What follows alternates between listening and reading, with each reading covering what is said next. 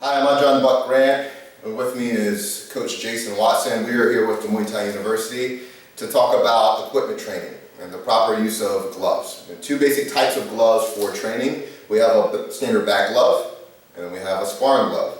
And as simple as it sounds, bag gloves are for bag training. Sparring gloves are for sparring. Let's go into a little bit more detail with that though. Bag glove, there's a specific type of bag glove that I advocate for the Muay Thai University training. Number one, they have to have the thumb out, or an opposable thumb. The reason being is it teaches your students how to make a proper fist. If he makes a fist here, notice how he has to curl his thumb over. A lot of gloves lock your hand in a very unnatural position. They'll lock your thumb in this pointed out position. If you see my thumb right now in the sparring glove, it's sticking straight out, which is a very unnatural position for actual punching. For any person who gets in a self-defense scenario where they have to fight without a glove, this could be very detrimental to the health of their hand.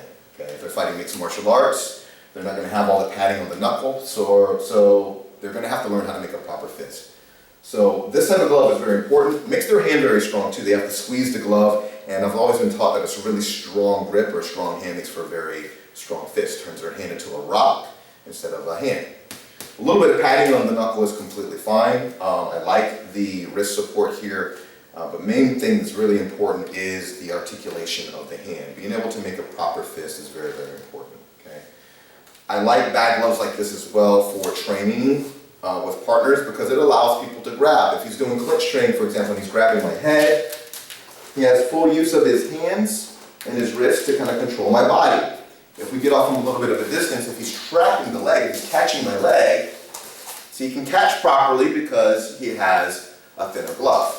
Very difficult to do this with a 16-ounce glove, not impossible, but it gives the student more articulation with the hand, so it makes the grappling aspect of Muay Thai a lot easier. Okay? Sparring gloves, there's a lot of different types of sparring gloves out there. I'm not going to get into a whole lot of detail with that on this video. We'll do that in an upcoming video series. But what's very important with your sparring gloves is that you reserve it purely for sparring.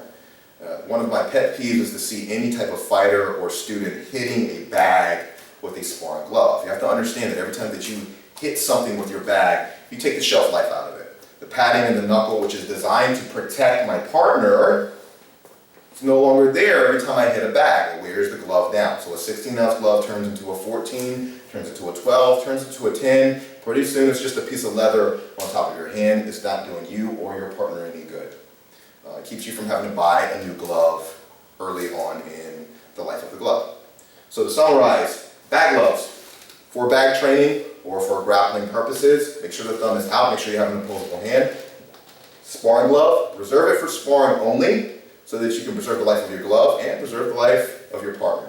For more information about training, please visit us on the web at www.buckgrant.com and check us out at the Muay Thai University.